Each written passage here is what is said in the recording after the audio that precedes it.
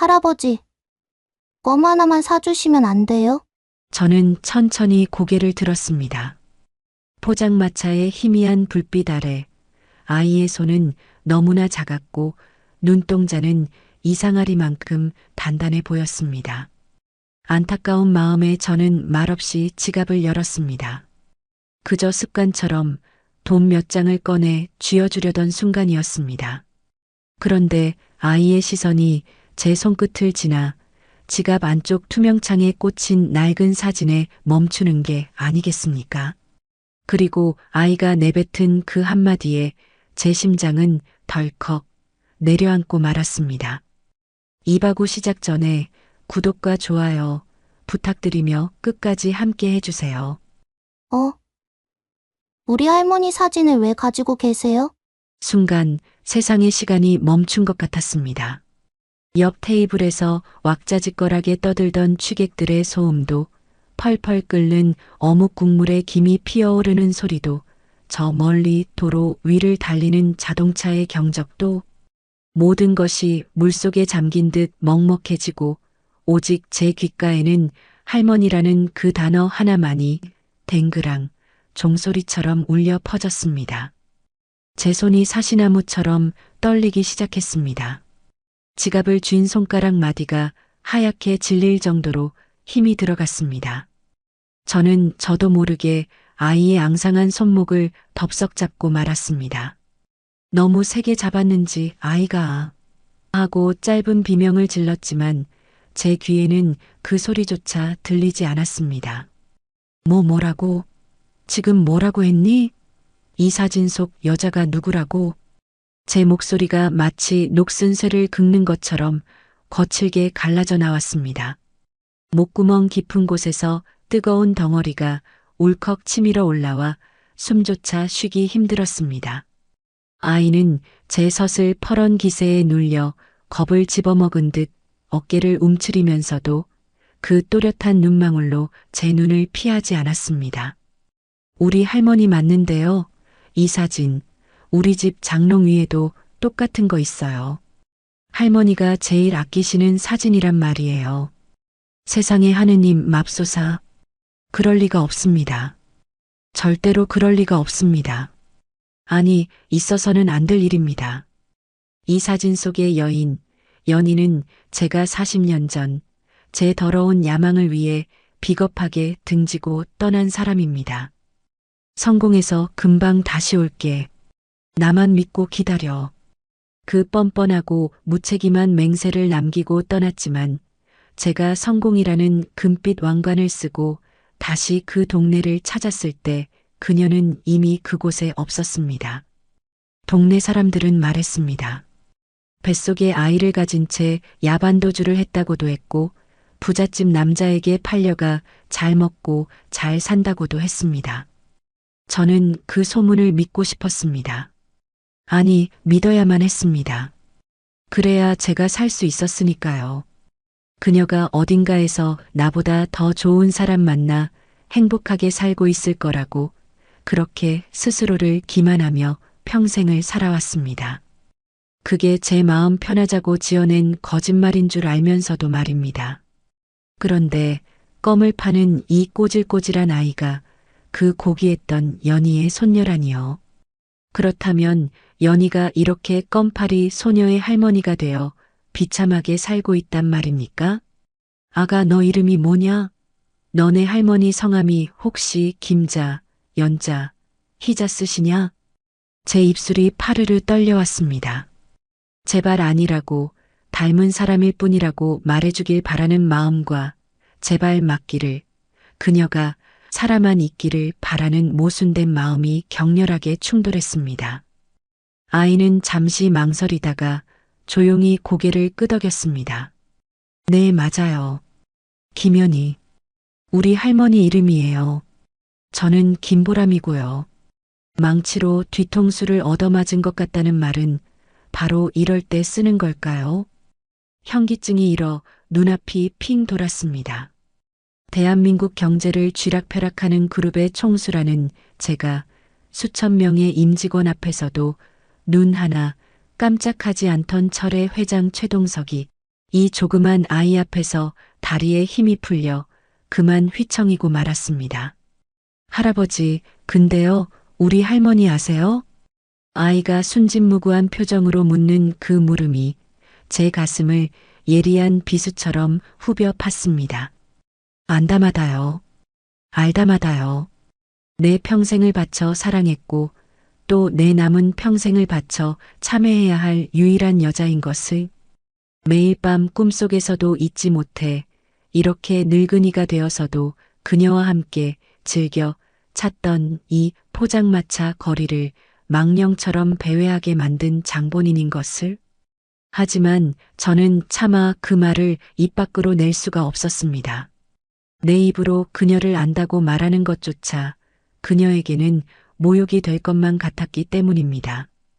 대신 덜덜 떨리는 손으로 지갑에 있는 수표와 현금을 닥치는 대로 꺼내 아이의 손에 쥐어주려 했습니다. 아니, 지금 돈이 문제가 아니었습니다. 내 눈으로 확인해야 했습니다. 그녀가 살아있는지, 어떤 모습으로 살고 있는지. 아가 할머니, 지금 어디 계시냐? 할머니 뵈러 갈 수 있겠냐? 이 할아버지가 할머니 친구란다.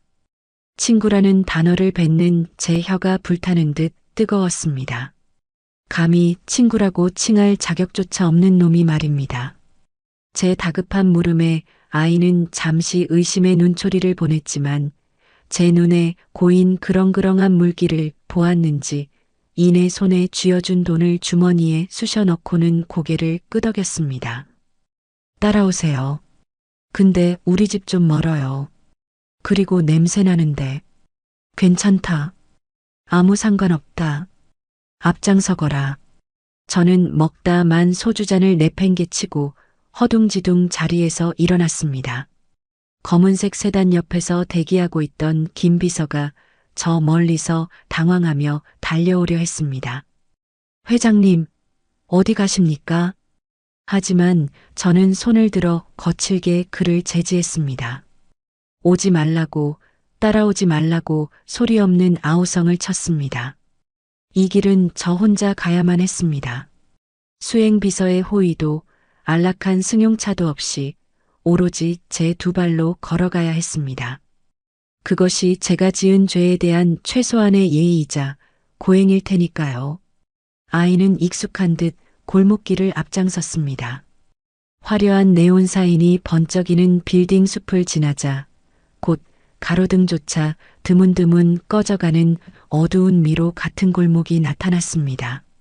수백만 원짜리 구두가 진흙탕에 빠지고 잘 다려진 최고급 양복 바지가 시멘트 벽에 쓸려 먼지가 묻어도 저는 아무것도 느낄 수 없었습니다. 제 눈에는 오직 앞서 걷는 아이의 작은 등만 보였습니다. 가파른 언덕길이 끝없이 이어졌습니다.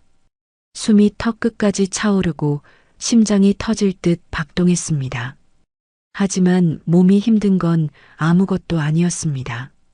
한 걸음 한 걸음 내디딜 때마다 눈에 들어오는 이 처참한 풍경이 제 마음을 갈갈이 찢어놓았습니다. 얽히고 설킨 전깃줄, 금이 간 담벼락, 쓰레기 더미가 쌓인 구석.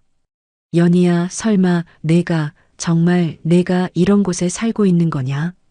가슴이 미어지다 못해 으깨지는 것 같았습니다.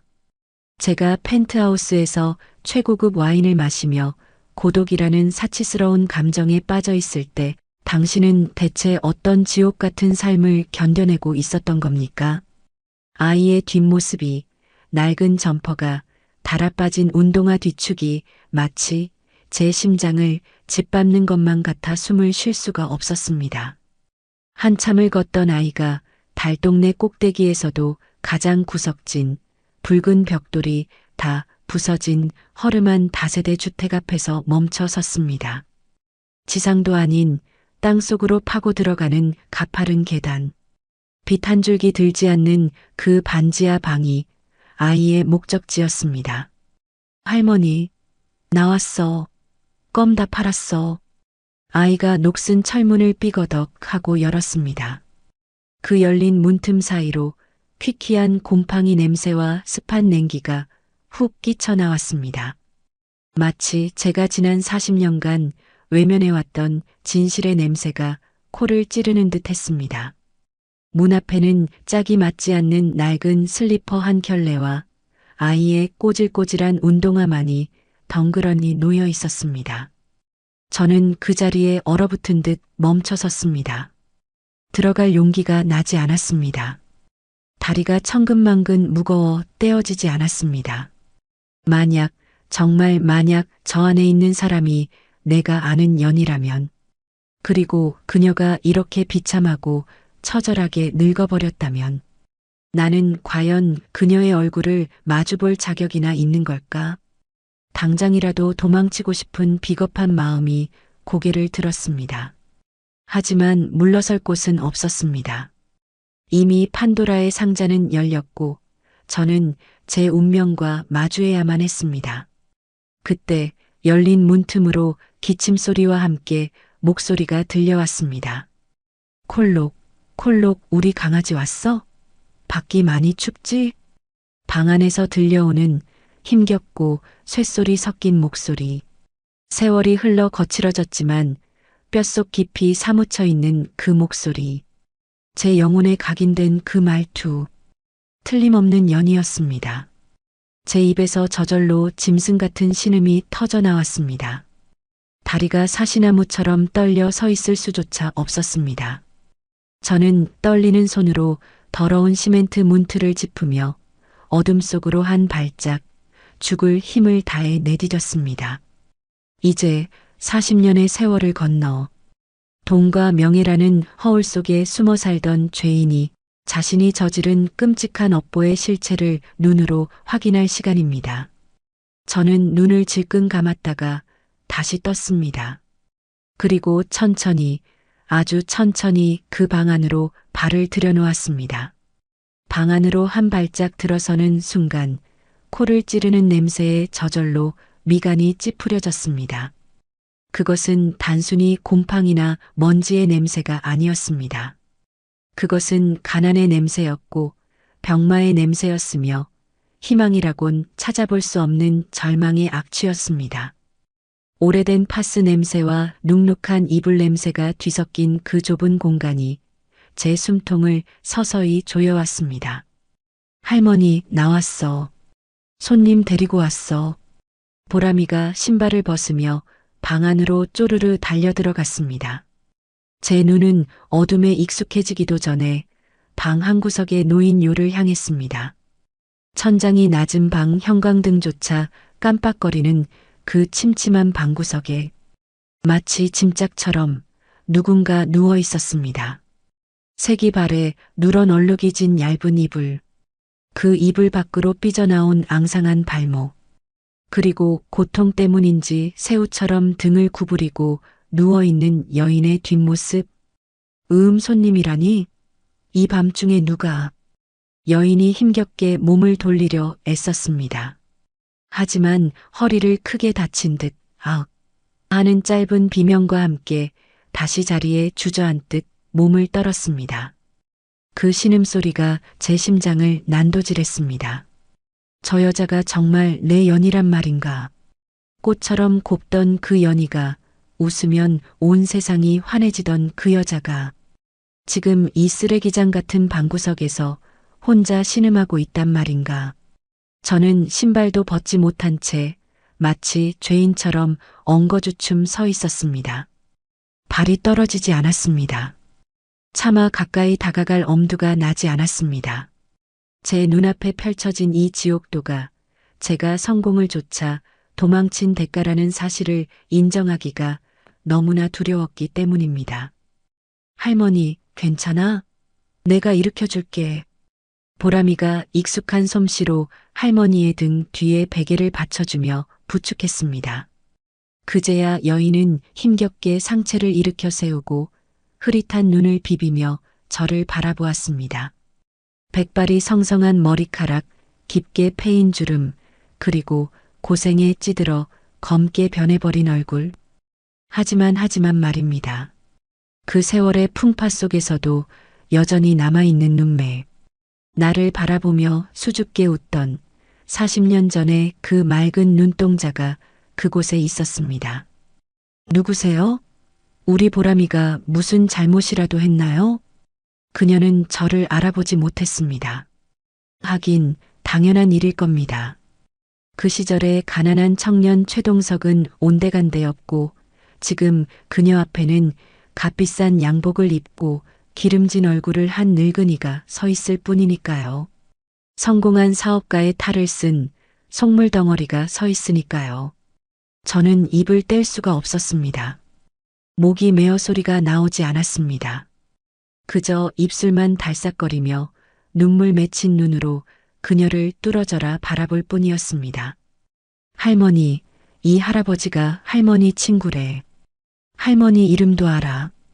김연애 맞지? 보람이의 말에 그녀의 표정이 묘하게 일그러졌습니다. 친구라는 말에 의아해하던 그녀가 제 얼굴을 다시 한번 찬찬히 뜯어보았습니다. 불안하게 흔들리던 그녀의 시선이 제 눈과 마주친 순간 딱 하고 멈췄습니다. 마치 시간이 정지된 것 같았습니다.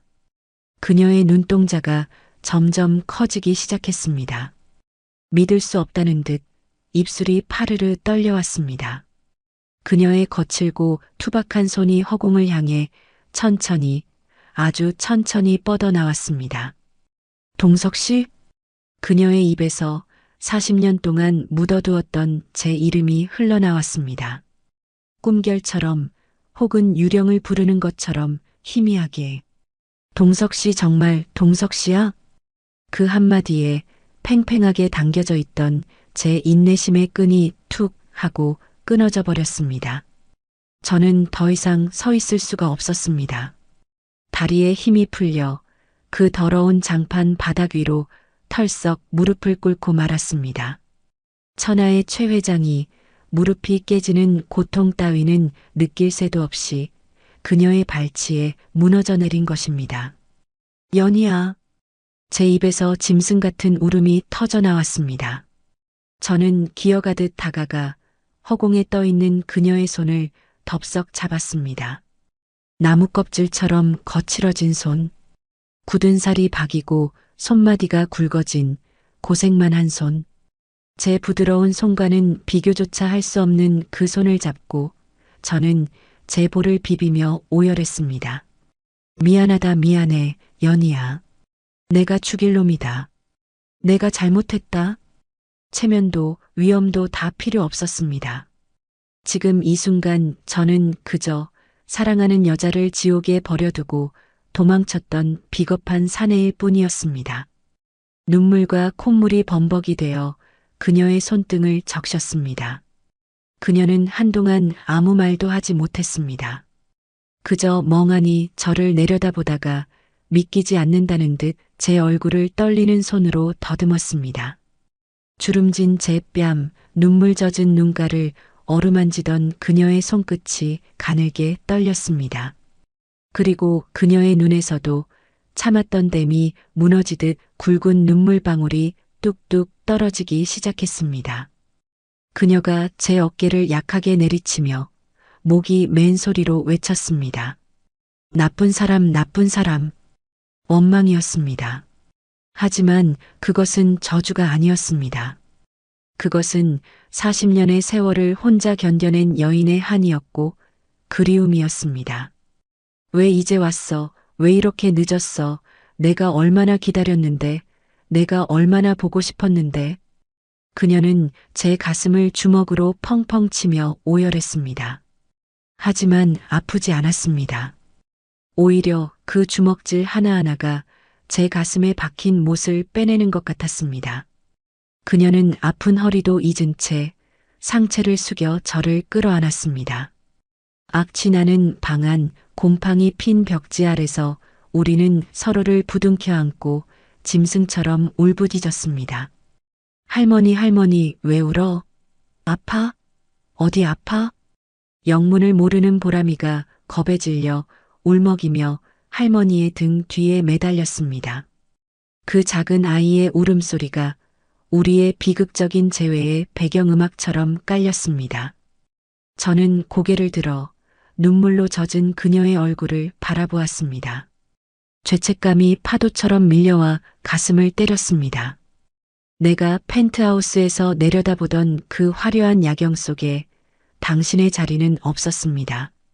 내가 먹고 마시며 누리던 그 모든 풍요 속에 당신의 몫은 단 한 톨도 없었습니다. 나는 도둑놈입니다. 당신의 청춘을, 당신의 행복을 훔쳐 달아난 파렴치한 도둑놈입니다. 연희야, 내가 다 보상하마. 내 남은 목숨을 다 바쳐서라도 내가 너 다시는 이렇게 안 살게 하마. 늦어서 미안하다, 정말 미안하다. 제 맹세에 그녀는 대답 대신 고개를 끄덕이며 하염없이 눈물만 흘렸습니다. 그녀의 앙상한 어깨가 제 품 안에서 바스라질 듯 떨리고 있었습니다. 방 한구석 외풍을 막기 위해 덕지덕지 붙여놓은 비닐 문풍지가 겨울바람에 파르르 떨고 있었습니다. 마치 우리 두 사람의 잃어버린 세월처럼 처량하고 시리게 말입니다. 하지만 이제 찾았습니다. 너무 늦게 왔지만, 너무 많이 망가졌지만, 그래도 아직 내 사랑이 숨을 쉬고 있었습니다. 한바탕 폭풍우 같은 오열이 지나간 뒤 방 안에는 무거운 침묵만이 감돌았습니다. 좁은 방 안의 공기는 습기와 눈물로 끈적하게 엉겨붙어 있었고, 간간히 들리는 연희의 거친 숨소리와 보람이의 훌쩍이는 소리만이 그 정막을 채우고 있었습니다. 저는 퉁퉁 부은 눈으로 연희의 손을 꼭 쥐고 있었습니다. 이 손을 놓으면 그녀가 다시 연기처럼 사라져버릴까봐 겁이 났기 때문입니다. 연희는 젖은 눈으로 저를 하염없이 바라보다가 곁에서 눈치를 살피는 보람이를 힘겹게 손짓해 불렀습니다. 보람아, 인사드려라. 내가 그토록 궁금해하던 사진 속의 그분이시다. 보람이가 눈을 동그랗게 뜨고 저와 연희를 번갈아 쳐다보았습니다. 아이는 아직 이 상황을 온전히 이해하지 못한 눈치였습니다. 그저 할머니 친구라던 돈 많은 할아버지가 왜 이렇게 서럽게 우는지 의아할 뿐이었겠죠. 연희야, 대체 어떻게 된 거냐? 이 아이가 내 손녀란 말이냐? 그럼 너 결혼했었던 거야? 남편은, 자식들은 다 어디 가고 너 혼자 이러고 있어? 제 물음에 연희의 눈동자가 깊게 흔들렸습니다. 그녀는 입술을 꾹 깨물더니 고개를 푹 숙였습니다. 그리고 아주 작은 목소리로 하지만 제 뇌리에 천둥처럼 박히는 말을 내뱉었습니다. 결혼 같은 거 한 적 없어. 뭐? 그게 무슨 소리야? 그럼 이 아이는? 동석 씨, 당신이 떠나고 나서 알았어. 내 뱃속에 당신 아이가 자라고 있다는 걸. 쿵. 심장이 바닥으로 떨어져 나뒹구는 것 같았습니다. 숨이 턱 막혀 말이 나오지 않았습니다. 내 아이. 뭐라고? 내 아이라고? 그럼 대체 왜 나한테 알리지 않았어? 내가 성공하면 데리러 온다고 했잖아. 연락이라도 했어야지. 저도 모르게 목소리가 커졌습니다. 원망이었습니다. 하지만 그 원망은 그녀가 아닌 그 사실을 까맣게 모르고 살아온 저 자신을 향한 것이었습니다. 연희는 쓸쓸하게 웃으며 고개를 저었습니다. 당신 야망이 큰 사람이었잖아. 성공하겠다고, 서울 가서 큰 기업 일으키겠다고 눈에 불을 켜고 떠난 사람한테 혹 하나 붙여서 발목 잡고 싶지 않았어. 갓난쟁이 울음소리가 당신 앞길을 막을까봐 그래서 숨었어. 당신이 찾지 못할 곳으로.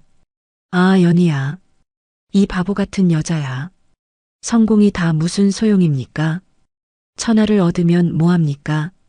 제 핏줄이, 제 사랑이 저 때문에 어둠 속으로 숨어들어야 했다는데. 저는 가슴을 쥐어뜯고 싶은 심정이었습니다. 그래서 혼자 낳은 거야? 그 모진 세월을 혼자서? 아들이었어. 당신을 쏙 빼닮은 아주 듬직하고 잘생긴 아들이었어. 이름은 민수라고 지었어. 최민수? 민수야. 입안에서 맴도는 그 낯선 이름이 혀끝을 아리게 했습니다. 제 성을 따서 지어준 이름. 아비 없는 자식이라는 소리 듣지 않게 하려고 그녀가 얼마나 악착같이 키웠을지 안 봐도 눈에 선했습니다. 민수가 참 착했어. 공부도 잘했는데 대학 갈 형편이 안 돼서 고등학교만 마치고 바로 공장에 취직했어. 엄마 고생시킨다고 얼른 돈 벌어서 호강시켜주겠다고 당신처럼 성실한 아이였어. 연희의 목소리가 점점 물기에 젖어 들어갔습니다. 불길한 예감이 스멀스멀 피어올랐습니다. 그렇게 훌륭하게 자란 아들이라면 왜 지금 이 자리에 없는 것입니까? 왜 이 늙은 어미가 병든 몸으로 손녀와 단둘이 방치되어 있는 것입니까? 그런데 그 아이는 지금 어디 있나? 민수 내 아들은 어디 있어? 제 다급한 물음에 연희는 고개를 떨구고 입을 틀어막았습니다. 어깨가 격렬하게 들썩였습니다. 민수 5년 전에 갔어. 가다니? 어디로? 저 세상으로 갔어. 순간 귀에서 삐 하는 이명이 들려왔습니다. 세상이 하얗게 탈색되어 버린 것 같았습니다. 야간 작업 끝나고 오토바이 타고 오다가 졸음운전 트럭에 그만. 며느리랑 같이 그날 밤에 둘 다 우리 보람이 4살 때 그렇게 허망하게. 연희는 말을 잇지 못하고 오열했습니다. 가슴 깊은 곳에서 끓어오르는 통곡이 좁은 단칸방을 가득 채웠습니다. 저는 넋을 잃고 멍하니 앉아 있었습니다. 죽었다고 합니다. 내 아들이. 한 번도 안아보지 못한, 얼굴조차 보지 못한 내 아들이. 내가 최고급 레스토랑에서 스테이크를 썰고 있을 때 내 아들은 공장에서 밤샘 작업을 하고 있었다고 합니다. 내가 기사가 운전해주는 차 뒷좌석에서 졸고 있을 때 내 아들은 찬바람 맞으며 오토바이를 타다 차가운 아스팔트 위에서 죽어갔다고 합니다. 제 입에서 짐승의 표효 같은 비명이 터져 나왔습니다. 참을 수가 없었습니다. 견딜 수가 없었습니다. 이건 꿈이어야 합니다. 악몽이어야 합니다. 어떻게 하늘이 저에게 이렇게 가혹할 수 있단 말입니까? 아비라는 놈은 배부르고 등 따뜻하게 살면서 떵떵거리고 있는데 자식은 평생 고생만 하다가 비참하게 갔다는 게 말이 됩니까? 민수야, 내 아들 민수야. 저는 바닥을 주먹으로 내리쳤습니다. 장판 밑에 시멘트 바닥이 쿵쿵 울렸지만 제 가슴이 찢어지는 고통에 비하면 아무것도 아니었습니다. 주먹이 까져 피가 배어 나왔지만 멈출 수가 없었습니다. 그때 영문을 모르는 보람이가 겁에 질려 울음을 터뜨렸습니다. 할아버지, 우리 아빠 이름 왜 불러요? 으앙. 아이의 울음소리에 저는 정신이 번쩍 들었습니다. 고개를 들어 보람이를 보았습니다. 눈물 범벅이 된 얼굴, 꼬질꼬질한 옷차림. 하지만 그 얼굴 속에 제 젊은 날의 모습이 그리고 상상 속의 민수의 모습이 겹쳐 보였습니다. 아들이 남기고 간 유일한 흔적. 내 아들이 목숨 바꿔 지켜낸 핏줄. 저는 무릎으로 기어가 보람이를 와락 끌어안았습니다. 작고 따뜻한 몸, 콩닥거리는 심장 소리, 살아있었습니다. 내 아들은 죽었지만 내 아들의 생명은 여기 이렇게 살아 숨쉬고 있었습니다.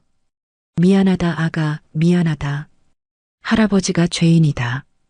할아버지가 너무 늦었다.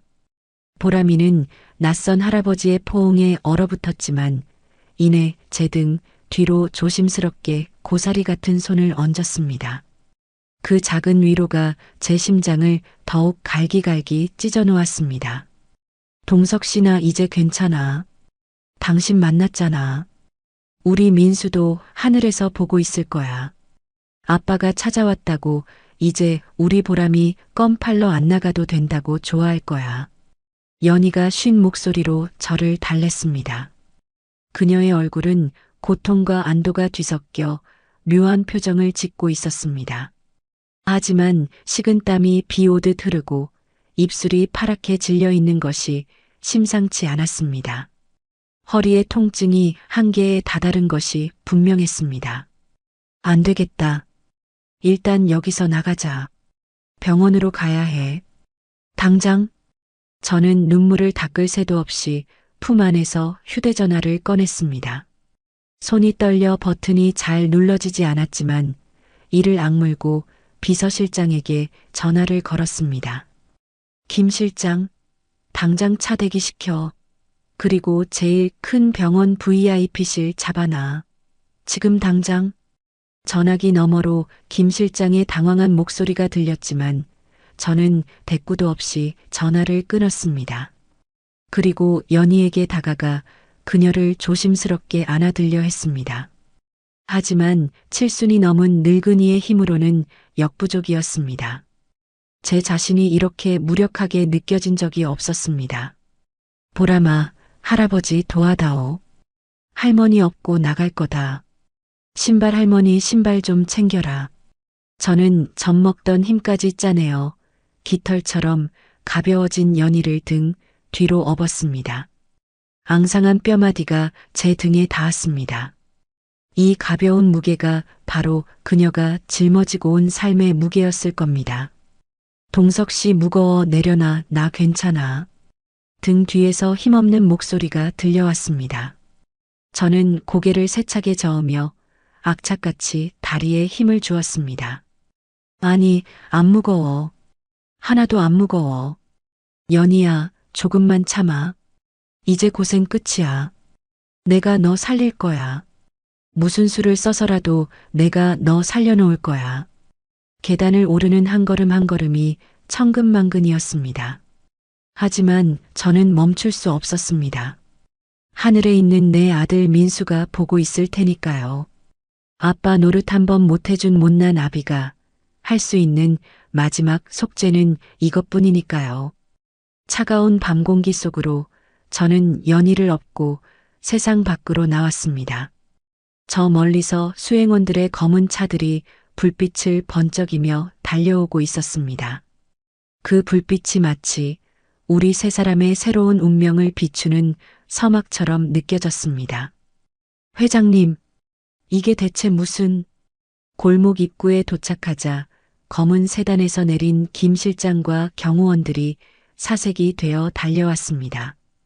그들의 눈은 제 등에 엎인 넝마 같은 행색의 연희를 보고 믿을 수 없다는 듯 크게 흔들렸습니다. 가까이 다가온 그들이 연희에게서 나는 퀴퀴한 악취에 순간적으로 코를 찡그리는 것을 저는 놓치지 않았습니다. 비켜. 뭐들 하고 있어. 문 열어.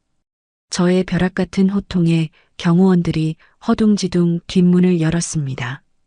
김 실장이 연희를 받아 안으려 손을 뻗었지만 저는 거칠게 고개를 저었습니다. 내 여자의 몸에 감히 너희들의 손을 대게 할 수는 없다는 본능적인 거부감이었습니다. 저는 조심스럽게, 아주 조심스럽게 연희를 최고급 가죽 시트 위에 눕혔습니다. 흙투성이 신발과 바지가 수억 원짜리 차 내부를 더럽혔지만 그런 건 눈곱만큼도 중요하지 않았습니다. 보람아, 타라. 할아버지 옆에 꼭 붙어 있어라. 겁에 질려 쭈뼛거리는 보람이를 제 옆에 태우고 저는 운전기사에게 소리쳤습니다. 병원으로 가. 당장. 차는 미친 듯이 도심을 질주했습니다.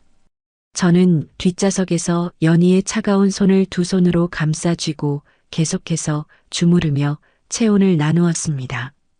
화려한 네온 사인이 차창 밖으로 스쳐 지나갔습니다. 이 도시의 주인이라 자부했던 저였지만 지금 이 순간 저는 낡은 점퍼를 입은 병든 노파의 손 하나를 잡고 어쩔 줄 모르는 무력한 노인일 뿐이었습니다. 병원 로비는 이미 발칵 뒤집혀 있었습니다. 그룹 회장이 직접, 그것도 웬 노숙자 차림의 환자를 데리고 응급실로 들이닥쳤으니 당연한 일이었습니다. 병원장을 비롯한 의료진이 하얗게 질린 얼굴로 뛰쳐나왔습니다. 회장님, 연락받았습니다. 이쪽으로. 번쩍이는 대리석 바닥 위로 이동식 침대가 미끄러지듯 달려왔습니다. 연희가 침대에 옮겨지고 의료진들이 그녀를 VIP 전용 처치실로 급히 옮겼습니다. 새하얀 환자복으로 갈아입혀지는 과정에서 드러난 연희의 몸은 처참했습니다. 갈비뼈가 앙상하게 드러난 마른 몸, 여기저기 붙어있는 싸구려 파스 자국들, 그리고 욕창이 생기기 직전에 붉게 짓무른 피부까지. 저는 유리창 너머로 그 모습을 지켜보며 입술을 피가 나도록 깨물었습니다. 김 실장이 조용히 다가와 제 겉옷을 챙기며 물었습니다. 회장님, 일단 옷부터 갈아입으시는 게 흙이 많이 묻으셨습니다. 그게 문제야? 지금 내 옷에 흙 묻은 게 문제냐고. 저는 김 실장이 들고 있던 옷을 바닥에 내동댕이 쳤습니다. 주변의 의료진과 비서들이 얼어붙었습니다. 저 안을 봐. 저기 누워있는 사람이 누군지 알아? 내 아내가 됐어야 할 사람이야. 근데 내가 저 사람을 저 꼴로 만들었어. 내가. 제 울부짖음은 병원 복도에 메아리 쳤습니다. 부끄러웠습니다. 수천억 자산가라는 타이틀이, 사회공헌 대상을 받았다는 상패들이 전부 다 쓰레기처럼 느껴졌습니다. 내 여자가 파스 한 장 살 돈이 없어서 고통을 참으며 뼈가 삭아갈 때 나는 대체 어디서 무엇을 하고 있었단 말입니까? 잠시 후 정밀 검사를 마친 병원장이 땀을 뻘뻘 흘리며 나왔습니다. 그의 표정은 어둡고 난처해 보였습니다. 회장님 상태가 생각보다 심각합니다. 말해. 무슨 병이야? 고칠 수는 있는 거야? 요추 3번과 4번이 완전히 주저앉았습니다. 압박 골절인데 다치신 지 최소 3주는 넘은 것 같습니다. 뼈 조각이 신경을 누르고 있어서 통증이 상상을 초월했을 겁니다. 이걸 어떻게 참으셨는지 의학적으로 이해가 안 될 정도입니다. 쿵. 가슴에 돌덩이가 떨어지는 것 같았습니다. 3주 그 긴 시간 동안 연희는 그 지옥 같은 방에서 비명 한 번 제대로 지르지 못하고 끙끙 앓고 있었던 것입니다. 병원비가 무서워서, 손녀 굶길까봐. 수술하면 낫는 거지. 그게 결과를 장담할 수 없습니다. 신경 손상이 이미 많이 진행되어서. 하지만 지금 당장 응급수술을 들어가지 않으면 영구적인 하지마비가 올 수도 있습니다. 평생 휠체어를 타셔야 할지도 모릅니다. 뭐라고? 게다가 영양 상태가 너무 안 좋으셔서 전신 마취를 견디실 수 있을지 걱정입니다만 선택의 여지가 없습니다. 지금 당장 수술방으로 올려야 합니다. 동의해 주시겠습니까? 해. 무조건 해. 다리만 못 쓰게 되는 게 아니라 걷게 만들어. 대한민국 최고 명의들 다 불러서라도 내 발로 걷게 만들어. 돈은 얼마가 들어도 상관없으니까 무조건 예전처럼 걷게 해놓으란 말이야. 저는 병원장의 어깨를 잡고 사정하듯 협박하듯 소리쳤습니다. 병실로 옮겨지는 침대를 따라 저는 다시 뛰었습니다. 마취 기운에 취해 눈이 반쯤 풀린 연희가 저를 알아보고 입술을 달싹였습니다. 동석 씨 돈 많이 들 텐데 나 그냥 집에 갈래. 그 상황에서도 돈 걱정입니다. 평생 돈 때문에 한이 맺힌 사람처럼. 저는 침대 난간을 잡고 달리며 그녀의 이마에 맺힌 식은 땀을 닦아주었습니다. 돈 걱정하지 마. 나 돈 많아. 너 병원 하나 통째로 사주고도 남을 만큼 많아. 그러니까 제발 그런 쓸데없는 걱정하지 말고 수술만 잘 받아. 알았지? 수술실 문이 닫히고 저는 털썩 의자에 주저앉았습니다. 그제야 옆에 쭈그리고 앉아있던 보람이가 보였습니다. 아이는 병원 매점에서 사온 듯한 우유 하나를 제게 내밀었습니다. 할아버지, 이거 드세요. 아까 보니까 손 떨리시던데 당 떨어지면 큰일 난대요. 할머니가 그랬어요. 저는 그 우유를 받아들고 하염없이 눈물을 흘렸습니다. 이 조그만 아이도 아는 걸 나만 모르고 살았습니다. 가족을 챙기는 법, 사랑하는 사람을 걱정하는 법, 돈 버는 법만 배웠지 사람 노릇하는 법은 다 잊어버린 괴물이 바로 저였습니다. 보람아, 할아버지가 미안하다. 할머니가 저렇게 아픈 줄도 모르고 너 혼자 껌 팔러 나가게 해서 정말 미안하다. 보람이는 제 옆에 바짝 붙어 앉으며 제 손을 꼭 잡았습니다. 괜찮아요. 할아버지가 왔으니까 이제 할머니 안 아플 거잖아요. 할아버지는 대장님이잖아요. 병원장 아저씨도 할아버지한테 꼼짝 못하던데요. 아이의 순진한 말에 쓴웃음이 나왔습니다. 그래, 나는 대장이다. 돈으로 세상을 호령하는 대장. 하지만 그 힘을 이제야, 너무 늦게야, 가장 소중한 사람을 위해 쓰게 된 못난 대장이다. 시간이 얼마나 흘렀을까요? 수술 중 램프가 꺼지지 않고 밤이 깊어갔습니다. 저는 기도했습니다.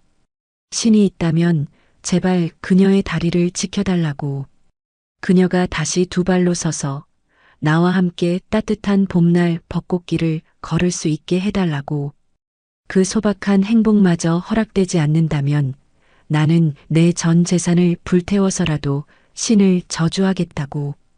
그때 수술실 문이 열리고 병원장이 지친 기색으로 걸어 나왔습니다. 저는 용수철처럼 튀어나갔습니다. 어떻게 됐어? 수술은? 병원장은 마스크를 벗으며 길게 한숨을 내쉬었습니다. 그 짧은 침묵이 제게는 영겁의 시간처럼 느껴졌습니다. 수술은 잘 끝났습니다. 신경 감압도 성공적으로 마쳤고요. 다만 워낙 오랜 기간 방치된 상태라 재활 과정이 매우 힘들 겁니다. 본인의 의지가 무엇보다 중요합니다. 그리고 영양 상태가 너무 나빠서 회복 속도가 더딜 수 있습니다. 당분간은 절대 안정이 필요합니다.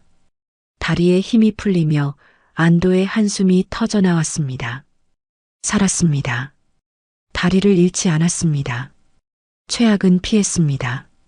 고맙소, 정말 고맙소. 저는 병원장의 손을 잡고 고개를 숙였습니다. 천하의 최 회장이 일개 병원장에게 허리를 굽힌 것입니다.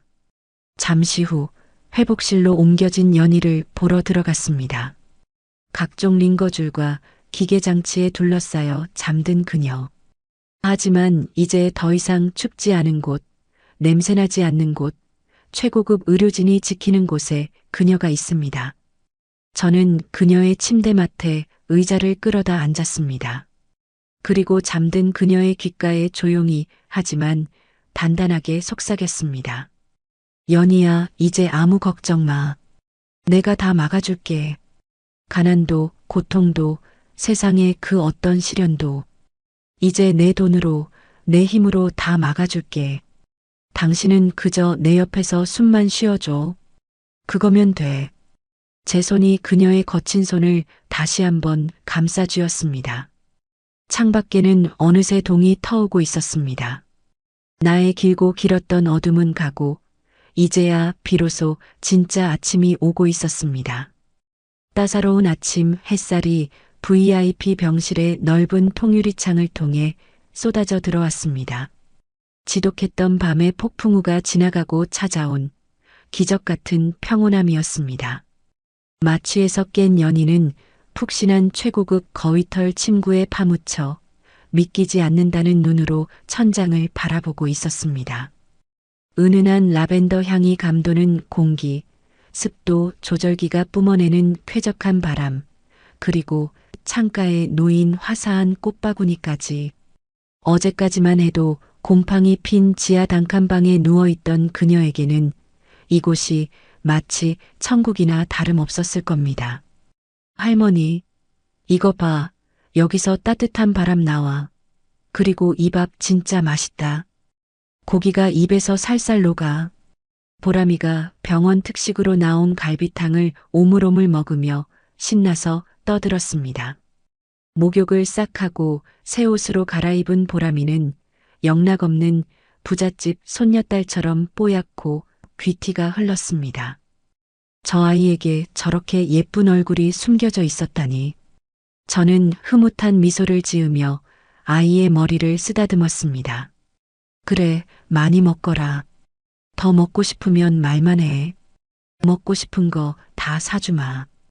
동석 씨, 이게 다 꿈은 아니겠지? 나 자고 일어나면 다시 그 지하방일까봐 무서워서 잠을 못 자겠어. 연희가 떨리는 목소리로 제 손을 잡았습니다. 그녀의 손등에 꽂힌 링거 바늘이 안쓰러워 저는 조심스럽게 그 손을 감싸쥐었습니다. 꿈 아니야. 이게 현실이야. 당신이 누려야 했을 당연한 권리야. 이제 2번 다시 그 지옥으로 돌아갈 일 없어. 내가 약속해. 평화로웠습니다. 이대로 시간이 멈췄으면 좋겠다고 생각했습니다. 하지만 그 평화는 그리 오래가지 못했습니다. 불청객들은 언제나 예고 없이 가장 행복한 순간에 흙탕물을 튀기며 등장하는 법이니까요. 쾅! 노크도 없이 병실 문이 벌컥 열렸습니다. 경호원들이 말릴 새도 없이 들이닥친 건 제 죽은 형님의 아들인 조카 상철과 그의 처 미란이었습니다. 그룹 전무 자리에 앉혀놨더니 일은 안 하고 뒷돈 챙기기에만 바쁜 놈과 사치와 허영으로 똘똘 뭉친 그 마누라. 제가 평소 가장 껄끄러워하는 족속들이었습니다. 숙부님, 이게 대체 무슨 일입니까? 회사 일 다 팽개치시고 여기서 뭐 하시는 거예요? 상철놈이 대뜸 소리부터 질렀습니다.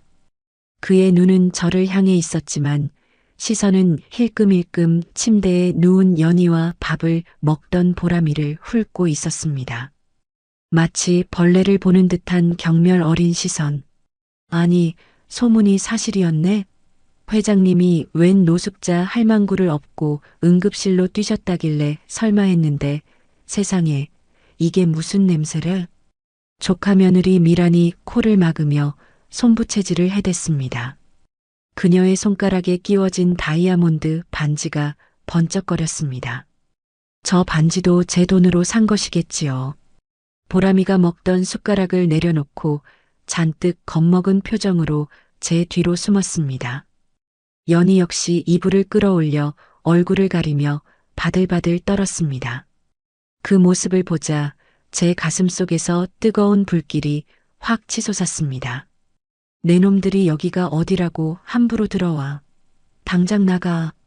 제 호통에도 상철은 아랑곳하지 않고 씩씩대며 다가왔습니다. 숙부님, 노망 나셨어요?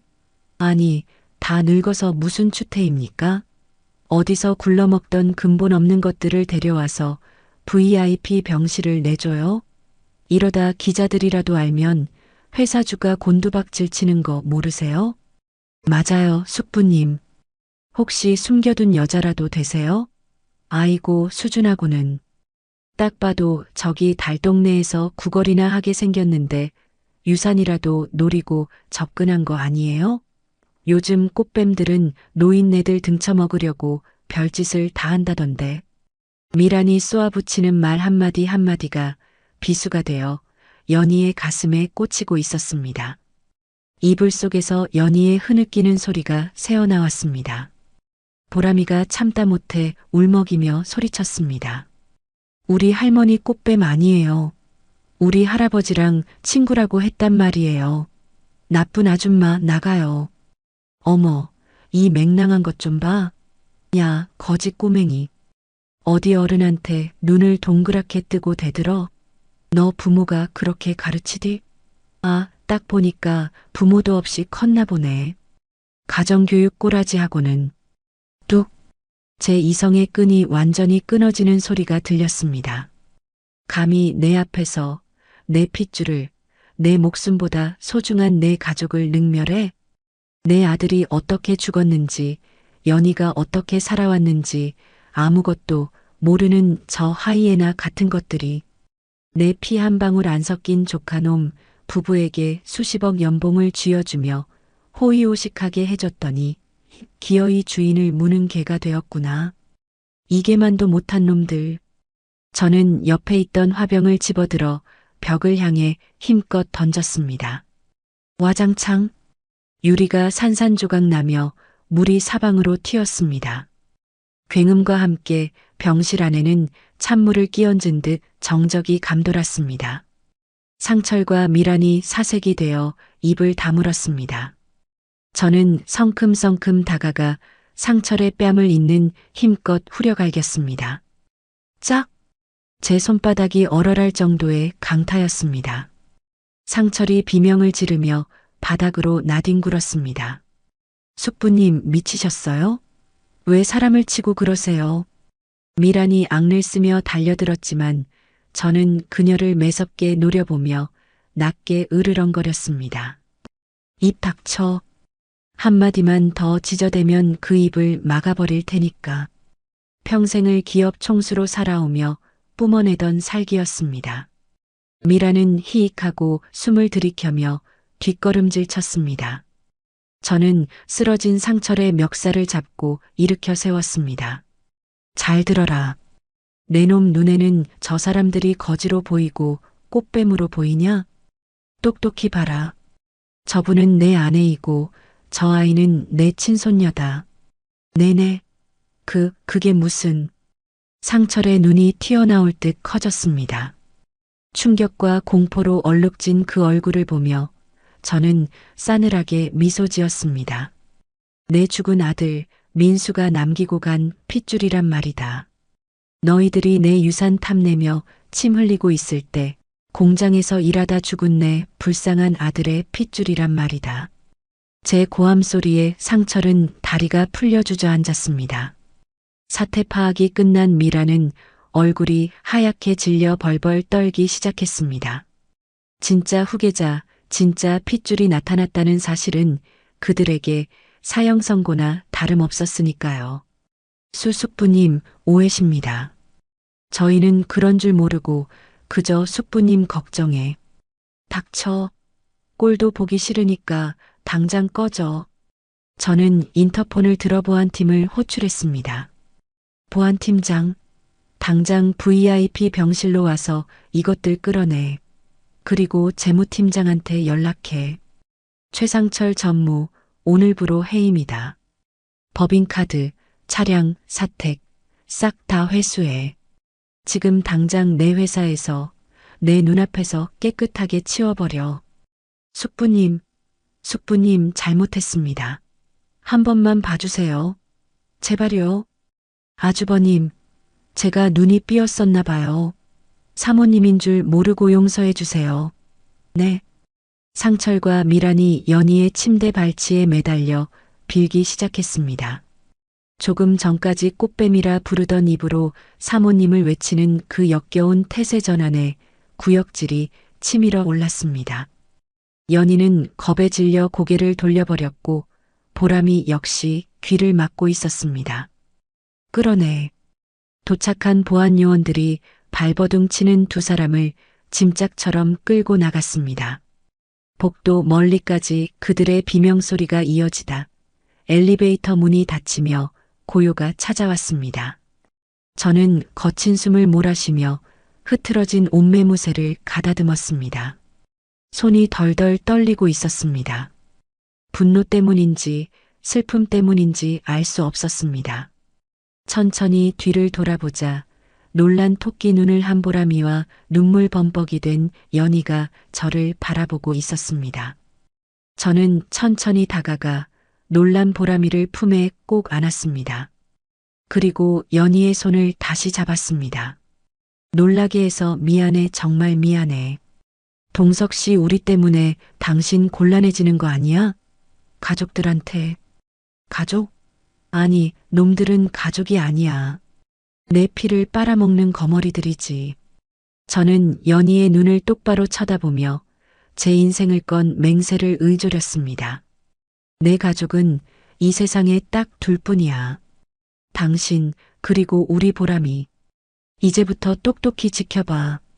내가 가진 돈, 권력, 힘 그 모든 걸 써서 당신들을 어떻게 지키는지.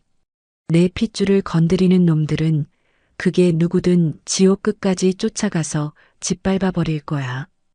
이제 당신들 눈에서 눈물 나게 하는 놈은 내 손으로 피눈물 흘리게 해줄 테니까. 제 단호한 목소리에 연희는 안도한 듯 다시 눈물을 흘리며 고개를 끄덕였습니다.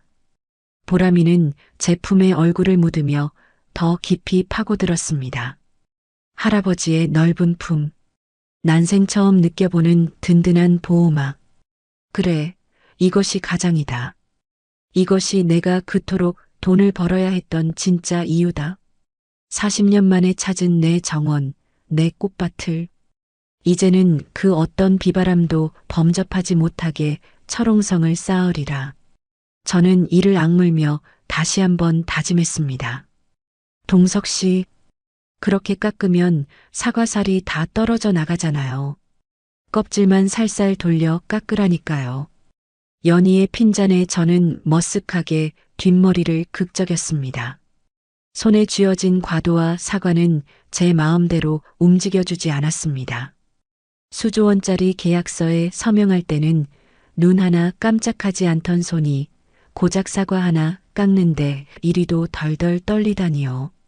제가 깎아놓은 사과는 마치 쥐가 파먹은 것처럼 울퉁불퉁 엉망진창이었습니다. 이거 참 칼이 문제야, 칼이. 독일제 쌍둥이 칼이라더니 영 시원치 않구만. 어이구, 연장 탓은. 이리 줘요. 내가 깎을게요. 연희가 웃음을 터뜨리며 과도를 뺏으려 했지만 저는 짐짓 엄한 표정으로 고개를 저었습니다. 안 돼. 손에 물 한 방울 안 묻히게 해준다고 했잖아. 사과 하나를 깎아도 내가 깎아. 정 못 깎겠으면 갈아서라도 먹여줄 테니까 가만히 있어. 제 고집에 연희는 못 이기는 척 피식 웃으며 침대 헤드에 등을 기댔습니다. 그녀의 얼굴에는 이제 핏기가 돌고 살도 제법 올랐습니다. 푹 꺼졌던 볼살이 통통해지니 40년 전 제가 사랑했던 그 고운 얼굴이 언뜻언뜻 비쳤습니다. 그 모습을 보는 것만으로도 배가 불렀습니다. 기업 주가가 상한가를 칠 때보다 지금 제 눈앞에서 사과 한 쪽을 오물거리는 연희의 입술을 보는 게 100만 배는 더 행복했습니다. 병실 생활도 어느덧 한 달이 지났습니다. 그동안 제 인생은 180도 바뀌었습니다. 새벽 5시에 일어나 조찬 회의를 주재하고 밤 12시까지 보고서를 검토하던 워커홀릭 최동석은 이제 없습니다. 대신 아침 일찍 일어나 연희의 휠체어를 밀고 병원 정원을 산책하고 보람이의 등교 준비를 챙기는 할아버지 최동석이 있을 뿐입니다. 할아버지, 학교 다녀오겠습니다. 노란색 스쿨버스에 오르며 보람이가 손을 흔들었습니다. 처음에는 낯선 환경에 적응하지 못해 주눅 들어있던 아이였습니다. 하지만 이제는 최고급 사립 초등학교 교복이 제법 잘 어울리는 어엿한 학생이 되었습니다. 물론 입학 첫날 이사장실에 찾아가 우리 손녀 기죽이는 선생이나 학생 있으면 학교 문 닫게 만들 줄 알아라 하고 으름장을 놓은 건 비밀입니다. 그래, 잘 다녀오거라. 친구들이랑 싸우지 말고 간식 꼭 챙겨 먹고. 멀어지는 버스를 보며 저는 팔이 빠져라 손을 흔들었습니다. 남들이 보면 영락없는 손녀 바보라고 비웃겠지만 상관없습니다. 저 아이의 등 뒤에 든든한 배경이 있다는 걸 세상 모두에게 보여주고 싶었으니까요. 오후에는 연희의 재활치료가 있었습니다. 이 시간이 하루 중 가장 고통스럽고도 가장 감동적인 시간이었습니다. 평행봉을 잡고 일어서려던 연희가 신음과 함께 주저앉았습니다. 굳어버린 다 근육을 깨우는 건 뼈를 깎는 고통을 수반하는 일이었습니다. 이마에 송골송골 맺힌 땀방울, 고통으로 일그러진 얼굴. 지켜보는 제 마음도 타들어갔습니다. 당장이라도 달려가 그만해. 안 해도 돼. 라고 소리치고 싶었습니다. 하지만 재활치료사는 냉정했습니다. 일어나셔야 합니다. 지금 포기하면 영영 못 걸으십니다. 자, 다시. 하나, 둘. 연희는 입술을 꽉 깨물었습니다. 피가 맺힐 정도로. 그리고 저를 쳐다보았습니다. 유리창 너머에서 주먹을 꽉 쥐고 응원하는 저를. 할 수 있어, 연희야. 제발 한 번만 더. 우리의 눈빛이 허공에서 얽혔습니다. 그녀가 다시 숨을 고르더니 떨리는 팔에 온 힘을 주었습니다. 부들부들 떨리는 다리가 바닥을 지탱하고 천천히, 아주 천천히 그녀의 몸이 허공으로 솟아올랐습니다. 일어섰습니다. 두 발로 온전히 자신의 힘으로 땅을 딛고 일어선 것입니다. 비록 3초도 버티지 못하고 다시 쓰러졌지만 그것은 기적이었습니다. 해냈어. 당신 해냈다고. 저는 체면이고 뭐고 다 잊고 치료실 안으로 뛰어들어가 그녀를 껴안았습니다. 땀범벅이 된 그녀의 몸에서 나는 시큼한 땀 냄새조차 향기로웠습니다. 동석 씨, 나 걸을 수 있을까? 당신이랑 같이 걸을 수 있을까? 그럼 걷고 말고 내가 업어서라도 가게 할 거야. 아니, 이제 당신이 내 손잡고 걷게 될 거야. 내가 그렇게 만들 거야. 우리는 치료실 바닥에 주저앉은 채 서로를 부둥켜 안고 울다가 웃었습니다. 젊은 날 가난 때문에 포기해야 했던 그 수많은 함께함을 이제야 하나씩 채워가고 있었습니다. 저녁이 되자 보람이가 학교에서 돌아왔습니다. 할머니, 할아버지, 나 오늘 100점 맞았어. 아이가 자랑스럽게 내밀 시험지에는 빨간 색연필로 커다란 동그라미가 그려져 있었습니다. 받아쓰기 100점. 세상에, 우리 손녀가 천재가 아닐까요? 저는 입이 귀에 걸려 시험지를 들고 호들갑을 떨었습니다. 아이고, 장하다 내 새끼. 역시 내 머리를 닮아서 똑똑해. 이거 액자에 넣어서 회장실에 걸어놔야겠어. 김비서, 이거 당장 코팅해와. 김비서가 난처한 표정으로 회장님, 받아쓰기는 누구나라고 말하려다 제 눈초리에 찔끔하며 네? 당장 최고급 액자로 맞춰오겠습니다. 하고 달려나갔습니다. 연희도 흐뭇하게 웃으며 보람이를 안아주었습니다. 우리 보람이 할아버지가 그렇게 좋아? 연희의 물음에 보람이가 제 품에 안기며 배시시 웃었습니다. 응, 할아버지는 슈퍼맨 같아. 나쁜 사람들도 다 혼내주고 맛있는 것도 많이 사주고 그리고 아빠 냄새나. 아빠 냄새. 그 말에 가슴 한구석이 찡해졌습니다. 한 번도 안아주지 못한 아들 민수. 그 녀석의 채취가 40년의 세월을 넘어 손녀에게 전해진 것일까요? 아니면 제가 뒤늦게나마 아비 노릇을 하려 애쓰는 걸 하늘에 있는 녀석이 알고 도와주는 것일까요? 그래, 할아버지가 보람이 아빠 대신 보람이 지켜줄게. 아빠만큼은 못하겠지만 그래도 목숨 걸고 우리 보람이 울지 않게 해줄게. 저는 보람이를 더욱 꽉 끌어안았습니다. 이제야 비로소 할아버지라는 이름이 제 몸에 딱 맞는 옷처럼 편안하게 느껴졌습니다. 어느덧 해가 뉘엿뉘엿 지고 있었습니다. 병실 창밖으로 붉은 노을이 도시를 물들이고 있었습니다. 저는 휠체어에 앉은 연희와 제 무릎에 앉은 보람이와 함께 그 풍경을 바라보았습니다. 동석 씨 고마워요. 연희가 제 손을 잡으며 나직이 속삭였습니다. 뭐가 고마워? 내가 더 고맙지.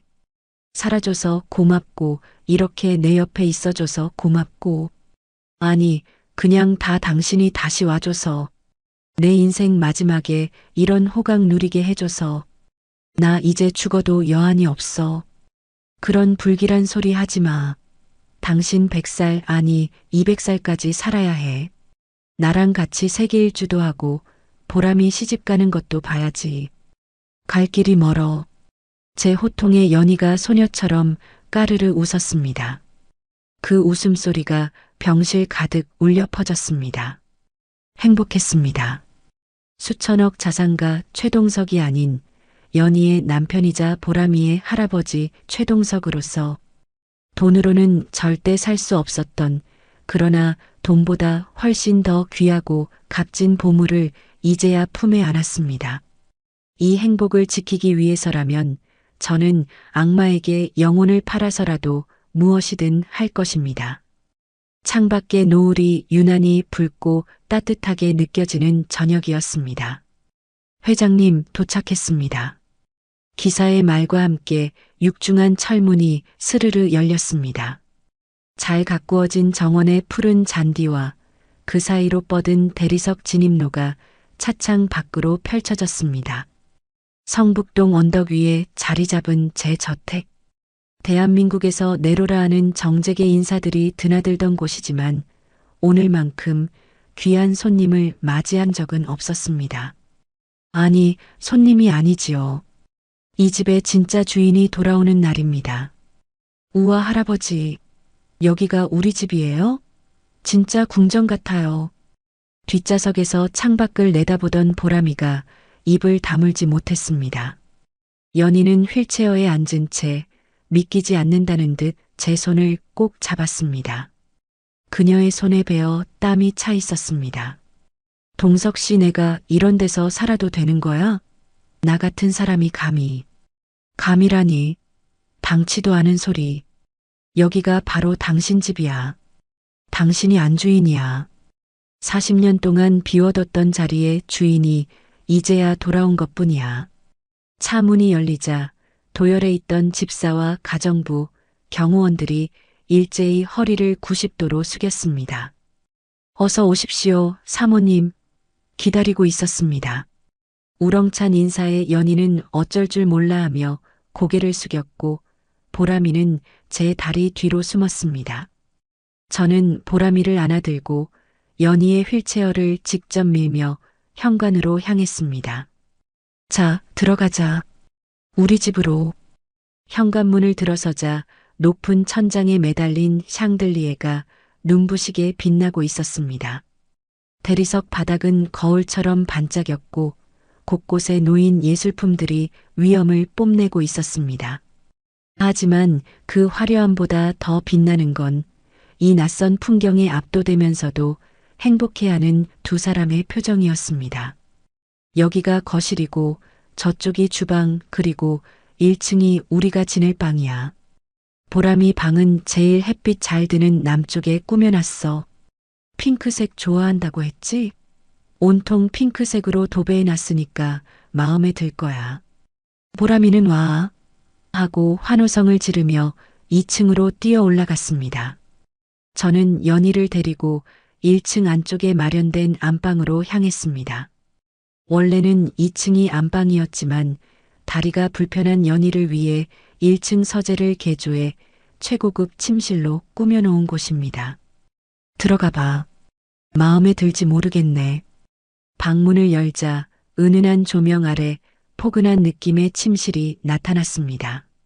화려함보다는 편안함에 중점을 둔 원목 가구들과 따뜻한 베이지 톤의 인테리어, 그리고 침대 맞은편 벽에는 제가 몰래 준비한 선물이 걸려 있었습니다. 바로 연희의 젊은 시절 사진과 민수의 돌사진, 그리고 보람이의 사진을 합성해 만든 대형 가족 사진이었습니다. 연희는 휠체어를 멈추고 그 사진을 한참 동안 바라보았습니다. 떨리는 손을 뻗어 허공에서 민수의 얼굴을 쓰다듬었습니다. 아, 민수야, 우리 아들 여기 있었구나. 그녀의 눈에서 또다시 눈물이 주르륵 흘러내렸습니다. 하지만 이번 눈물은 슬픔이 아닌 벅찬 감동의 눈물이었습니다. 고마워요, 동석 씨. 정말 고마워요. 내 평생 이렇게 좋은 방에서 자보게 될 줄은 꿈에도 몰랐어. 이제부터 매일매일이 꿈일 거야. 내가 그렇게 만들어줄 거야. 저는 연희를 안아 침대에 앉혀주었습니다. 폭신한 매트리스가 그녀의 지친 몸을 부드럽게 감싸 안았습니다. 저녁 식사 시간이 되었습니다. 식당에는 상다리가 부러질 듯 진수성찬이 차려져 있었습니다. 최고급 한우 갈비찜, 전복구이, 랍스터, 신선한 회. 평소 제가 손님 접대용으로나 내놓던 요리들이 즐비했습니다. 하지만 연희는 젓가락을 들지 못한 채 머뭇거렸습니다. 동석 씨 이거 다 너무 비싼 거 아니야? 우리 세 식구 먹는데 뭐 이렇게 많이. 아이 참, 그냥 먹어. 다 먹고 살자고 돈 버는 건데. 그리고 오늘 당신 퇴원 기념 파티잖아. 제가 갈비 한 점을 집어 연희의 밥숟가락 위에 올려주었습니다. 보람이는 이미 양손에 랍스터 집게발을 들고 전투적으로 먹고 있었습니다. 할아버지, 이거 진짜 맛있다. 게맛살보다 100배는 더 맛있어. 허허, 게맛살이라니. 이건 바닷가재라는 거야. 많이 먹어라, 우리 강아지. 그때였습니다. 연희가 조용히 자리에서 일어나려 했습니다. 왜 그래? 어디 불편해? 아니다 좋은데 국이 없잖아. 한국 사람은 국이 있어야 밥이 넘어가지. 아, 국?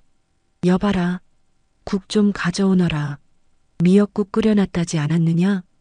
가정부가 황급히 달려오려는데 연희가 손을 저었습니다. 아니에요. 내가 끓일게요. 동석 씨, 당신 된장찌개 좋아했잖아.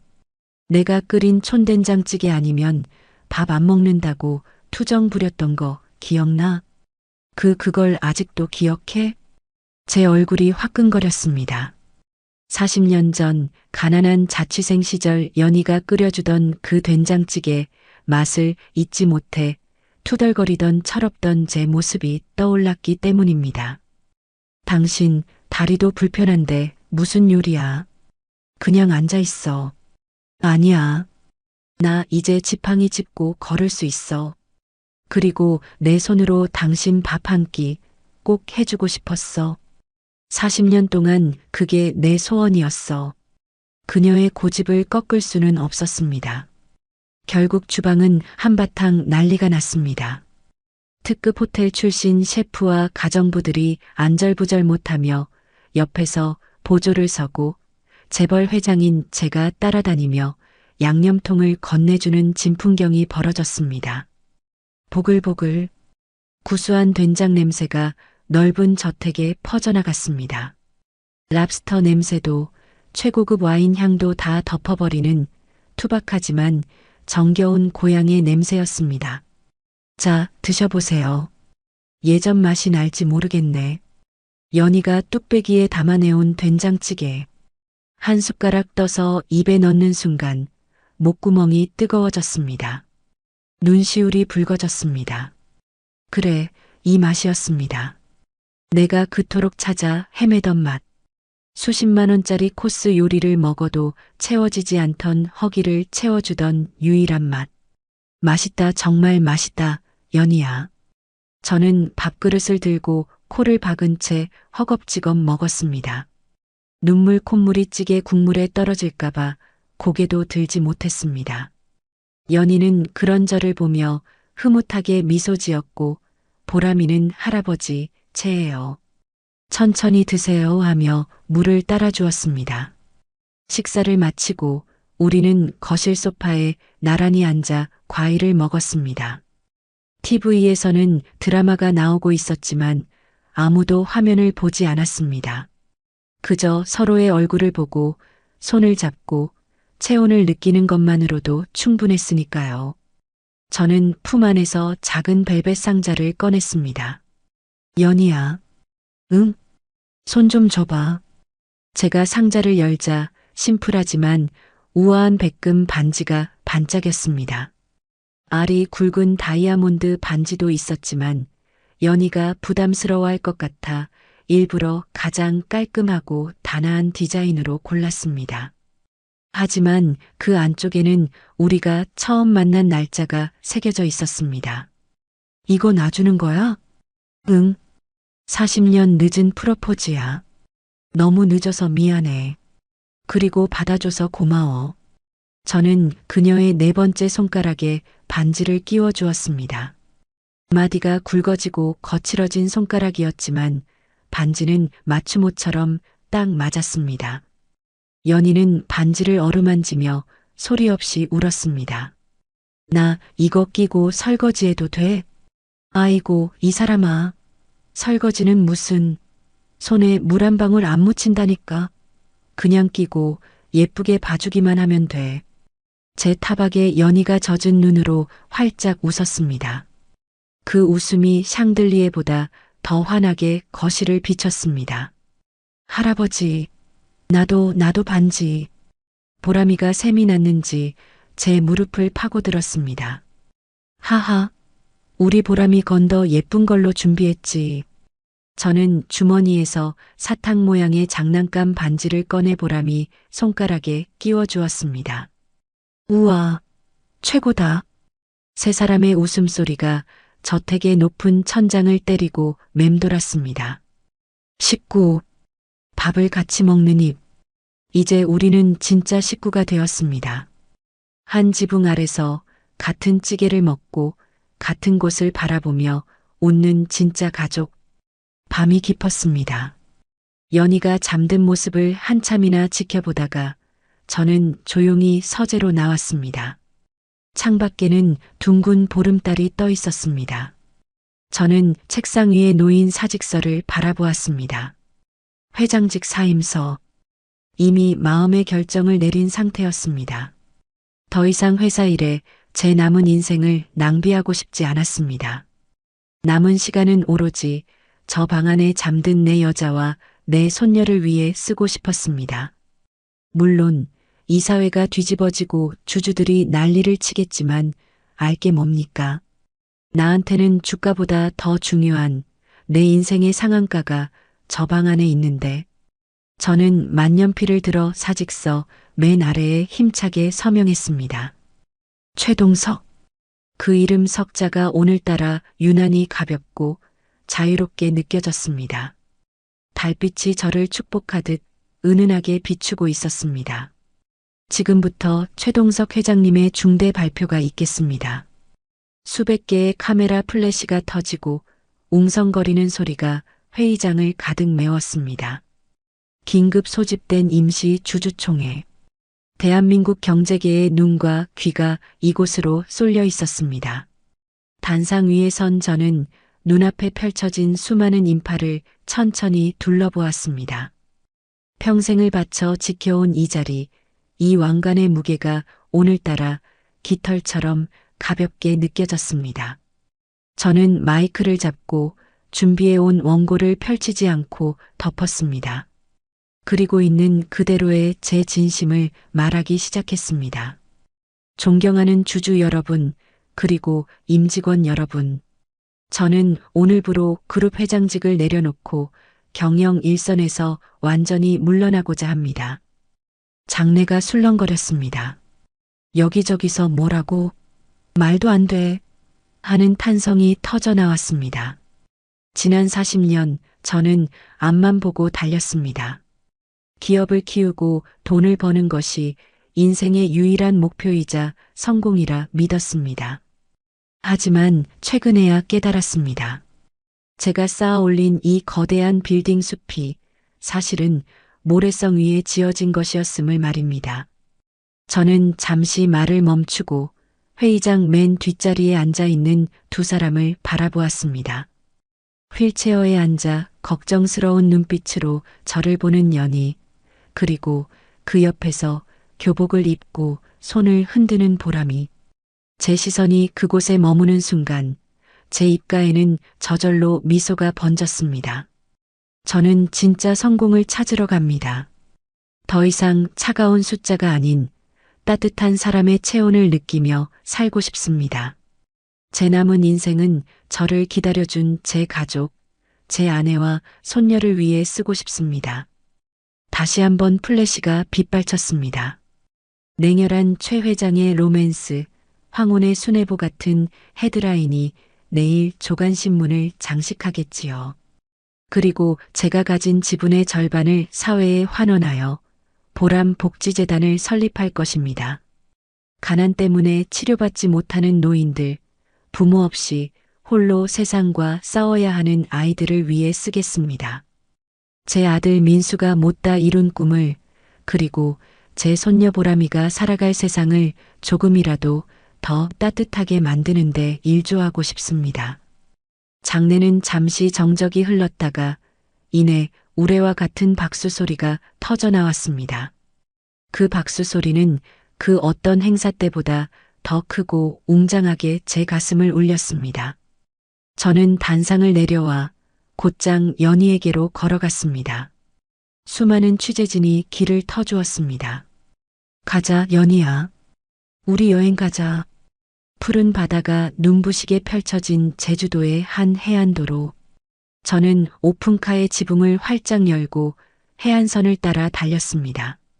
조수석에는 선글라스를 끼고 스카프를 휘날리는 연희가, 뒷좌석에는 야호 소리를 지르는 보람이가 타고 있었습니다. 동석 씨, 바람이 너무 좋아. 나 날아갈 것 같아. 하하, 꽉 잡아. 오빠 달린다. 오빠라는 말에 연희가 까르르 웃음을 터뜨렸습니다. 칠순 노인의 주책이라 해도 좋았습니다. 지금 이 순간만큼은 우리는 20살 청춘이었습니다. 우리는 바다가 잘 보이는 언덕 위 벤치에 자리를 잡았습니다. 보람이는 모래사장으로 뛰어내려가 조개 껍데기를 줍느라 정신이 없었고, 연희는 제 어깨에 머리를 기대고 파도 소리를 들었습니다. 좋다, 정말 좋다. 꿈만 같아. 꿈 아니라니까. 앞으로 매일매일 이렇게 살 거야. 봄에는 벚꽃 보러 가고, 가을에는 단풍 보러 가고, 당신 다리 다 나으면 우리 유럽 여행도 가자. 파리에 가서 에펠탑도 보고, 스위스 가서 알프스도 보자. 아유, 다리 아파서 그 먼 데를 어떻게 가. 내가 업고 가면 되지. 내 등짝 아직 튼튼해. 제 너스레에 연희가 제 팔을 찰싹 때리며 웃었습니다. 그녀의 손가락에 끼워진 반지가 햇살을 받아 영롱하게 빛났습니다. 할아버지, 할머니, 이리 오세요. 사진 찍어요. 보람이가 지나가던 커플에게 부탁해 사진을 찍어달라고 했습니다. 우리는 벤치에 나란히 앉았습니다. 가운데에 보람이가, 양옆에 저와 연희가 앉아 서로의 허리를 감싸 안았습니다. 자, 찍습니다. 김치, 김치, 찰칵. 셔터 소리와 함께 우리의 웃음소리가 프레임 속에 박제되었습니다. 숙소로 돌아온 밤, 저는 지갑을 꺼냈습니다. 오랫동안 간직해왔던 낡고 빛바랜 연희의 흑백 독사진. 그 사진을 조심스럽게 꺼내 앨범에 꽂아두었습니다. 이제는 추억의 자리로 보내줄 때가 되었습니다. 그리고 그 텅 빈 투명 창에 오늘 낮에 찍은 따끈따끈한 폴라로이드 사진을 끼워 넣었습니다. 활짝 웃고 있는 보람이, 수줍게 미소 짓는 연희, 그리고 그 어느 때보다 편안해 보이는 제 얼굴. 세 사람이 하나가 된 완벽한 가족 사진이었습니다. 저는 지갑을 닫고 가슴에 품었습니다. 두툼한 지갑의 두께보다 더 묵직하고 따뜻한 무언가가 제 가슴을 꽉 채우고 있었습니다. 방문을 열고 들어가니 연희와 보람이가 침대에 누워 도란도란 이야기를 나누고 있었습니다. 할머니, 옛날 이야기 또 해줘. 아빠 어렸을 때 이야기. 그럴까? 보람이 아빠가 말이야, 5살 때. 그 평화로운 풍경을 바라보며 저는 문틀에 기대어 생각했습니다. 사람들은 저를 재벌 회장 최동석이라 부르며 부러워했습니다. 하지만 그들은 몰랐을 것입니다. 제 인생의 진짜 전성기는, 진짜 황금기는 모든 직함을 내려놓고 그저 당신의 남편이자 너의 할아버지가 된 바로 지금부터 시작이라는 것을. 저는 조용히 다가가 그들 곁에 누웠습니다. 연희가 제 손을 잡았고 보람이가 제 품으로 파고들었습니다. 잘 자요, 여보. 안녕히 주무세요, 할아버지. 그래, 우리 가족 모두 좋은 꿈 꿔라. 방 안에 불을 껐지만 어둠은 무섭지 않았습니다. 우리 셋이 함께 만드는 온기가 이 방을, 그리고 제 남은 인생을 환하게 밝히고 있었으니까요. 지갑 속의 사진이 어둠 속에서도 반짝이는 것만 같았습니다. 그것은 제 인생 통틀어 가장 값비싼, 값을 매길 수 없는 보물이었습니다. 오늘의 이바구는 여기까지입니다. 끝까지 함께 해주셔서 감사드리며 구독과 좋아요 눌러주시면 놀라운 인생 사연들을 누구보다 먼저 무료로 만나보실 수 있습니다.